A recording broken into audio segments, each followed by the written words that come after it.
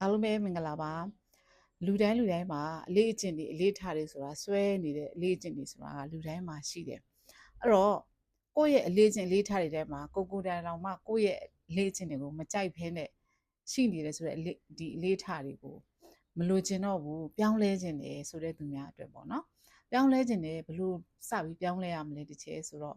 ပြောင်းလဲမဲ့နီးလန်းလေးတွေကတော့အများကြီးရှိတယ်ပေါ့နော်အဲ့ဒီထဲကနေမှအပြတ်မှရွေးရှင်းပြီးတော့လွယ်ကူတယ်ဆိုတဲ့နီးလန်းလေးတစ်ခုပြောပြပေးမယ်အဲ့တော့လူတစ်ယောက်ကကိုယ်မှာရှိနေတဲ့အကျင့်တွေထဲမှာကောင်းတာတွေလည်းရှိတယ်မကောင်းတာတွေလည်းရှိတယ်ပေါ့နော်မကောင်းတဲ့အရာတွေဆိုတော့ကိုယ်တိုင်တောင်မှတွေးလိုက်တဲ့အတွေးတွေက negative ဘက်ကိုသွားနေတယ်လဲကိုယ့်အကိုသိတယ်ပြင်လို့လည်းမရဘူးအကောင်းမြင်စိတ်လေးတွေထားပေးချင်ပါတယ်ဒါပေမဲ့လို့လည်းပြင်လို့လည်းမရဘူးကိုယ့်ရဲ့အလေးအကျင့်တွေကိုကိုယ်တိုင်အားမရဘူးဖြစ်နေတယ်ဆိုတဲ့သူတွေတော်တော်များများရှိတယ်အဲ့တော့ပြုပြင်ပြောင်းလဲခြင်းနဲ့ဆိုရင်ခုတစ်ချက်ပြောပြမယ်နည်းလေးကိုလုပ်ကြည့်ပြီအဲ့တော့မနေ့အိယာနိုးလိုက်တာနဲ့ကိုစကားပြောပေးပါเนาะကိုစကားပြောပေးပါဆိုတော့ငါအကောင်းမြင်စိတ်တွေနဲ့ရှင်သန်နေတယ်ငါမှာအကောင်းမြင်စိတ်တွေရှိတယ်ငါအကောင်းမြင်တတ်တဲ့လူတွေနဲ့ပဲငါဘဝကြီးဝန်းရံထားတယ်ဆိုတဲ့စကားလုံးလေးပေါ့နော်အဲ့ဒီစကားလုံးလေးကိုပြောလိုက်ပါပြောပြီးပြီဆိုရင်အိယာထားလာပြီးလှုပ်ဆက်ရှိတာပုံမှန်လုပ်မယ်နေ့လည်ပဲကြာလို့ရှိရင်တခါထမင်းစားတော့ပြီးတဲ့အချိန်ကြရင်လေဒီစကားလေးကိုထပ်ပြီးပြောပေးပါငါမှာအကောင်းမြင်စိတ်တွေရှိတယ်ငါအကောင်းမြင်စိတ်တွေနဲ့ရှင်သန်နေတယ်ငါရဲ့ပတ်ဝန်းကျင်မှာလည်းအကောင်းမြင်စိတ်ရှိတဲ့သူတွေနဲ့ပဲ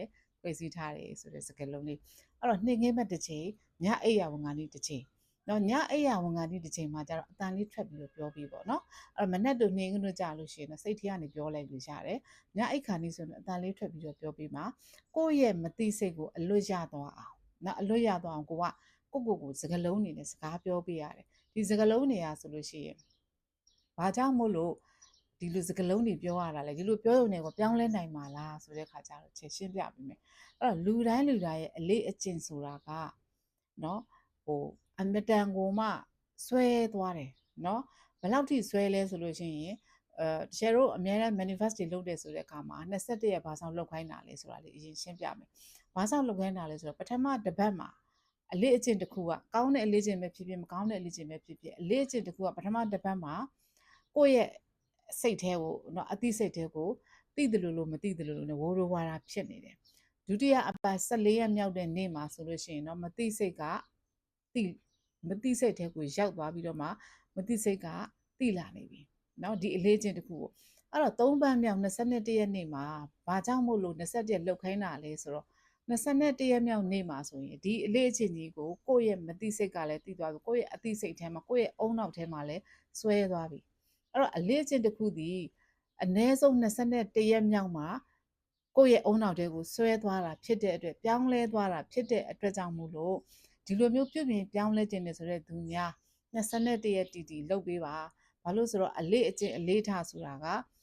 ပြုပြင်ပြောင်းလဲယူရတာဖြစ်တယ်ကို့မှာမကောင်းတဲ့အလေးကျင့်ရှိနေပြီဆိုရင်ကောင်းတဲ့အလေးကျင့်ကိုပြောင်းစေဖို့အတွက်21ရက်တီလေ့ကျင့်ရပါတယ်ဒါကြောင့်မို့လို့လူတိုင်းဒီကို့မှာရှိနေတဲ့ကောင်းတဲ့ကွက်လေးတွေကိုကြည့်ပြီးတော့စက်တိုက်လှုပ်ဆောင်သွားမယ်မကောင်းတဲ့ကွက်လေးတွေရှိရင်လည်းပဲငါဒါတွေကိုပြုပြင်ရမယ်အချက်လက်တွေရှိနေတာပဲဆိုပြီးကိုလည်းအာမတန်နဲ့ပြန်ပြီးတော့ကြည့်ပေးပါပြန်ပြီးတော့လေ့လာပါကို့မှာကိုတိုင်ကိုလက်ခံနိုင်တဲ့အချက်တွေအများကြီးရှိတယ်ဆိုဝမ်းသာစရာကြီးပေါ့နော်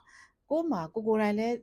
းတိတ်ပြီးတော့မကြိုက်ဘူးလက်မခံနိုင်တဲ့အချက်တွေရှိတယ်ခြားသူတွေကလည်းကို့ကိုမြင်လို့ရှိရင်လက်မခံနိုင်တဲ့အချက်တွေရှိနေတယ်ဆိုရင်ဒါသေချာကပြောင်းရမယ်ဆိုတဲ့အလေးချင်းပဲအဲ့တော့အဓိက point ကတော့ဗာအကောင်းမြင်စိတ်ပါပဲเนาะအကောင်းမြင်စိတ်ရှိနေပြီဆိုရင်ကိုလည်းအကောင်းမြင်စိတ်ရှိရမယ်တခြားသူပေါ်မှာလည်းအကောင်းမြင်စိတ်ရှိရမယ်အကောင်းမြင်စိတ်ရှိလာဖို့အတွက်က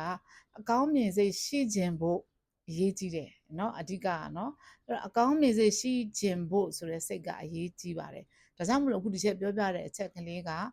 အကောင်းမြင်စိတ်ကိုပြောင်းလဲသွားစေဖို့အတွက်စိတ်ဆန္ဒဖြစ်လာပါလိမ့်မယ်ကိုယ့်ရဲ့စိတ်ထဲမှာကိုယ့်ရဲ့အုံတောင်ထဲမှာဆွဲသွားပြီးတော့21ရက်မြောက်တဲ့အခါကျလို့ရှိရင်ငါဟာအကောင်းမြင်စိတ်ရှိတဲ့သူငါဟာအကောင်းမြင်စိတ်ရှိတဲ့သူဆိုတာယူကိုယ့်အုံနောက်ကအလွတ်ရပြီးမှတ်သွားပြီးဖြစ်တဲ့အတွက်ကြောင့်အကောင်းမြင်တတ်တယ်ဆိုတဲ့အလေးအကျင့်လေးတွေကိုဘွားတွေဝင်ရောက်လာမယ်အဲ့ဒီအချိန်မှာကိုယ့်ရဲ့ပတ်ဝန်းကျင်မှာရှိတဲ့သူတွေပေါ်မှာလည်းအကောင်းမြင်စိတ်တွေမြင်တတ်လာမယ်ဒါကြောင့်မို့လို့ကိုစကားပြောရဲဆိုအလကားမဟုတ်ဘူးကိုယ့်ရဲ့အုံနောက်ကိုအလွတ်ရအောင်လေ့ကျင့်ပေးနေတာဖြစ်တယ်ဒါကြောင့်မို့လို့အမတန်ရွေးရှင်းလွယ်ကူတဲ့နည်းစနစ်လေးကိုလာပြီးမျှပေးတာပါရှင်ကျေးဇူးများတင်ပါတယ်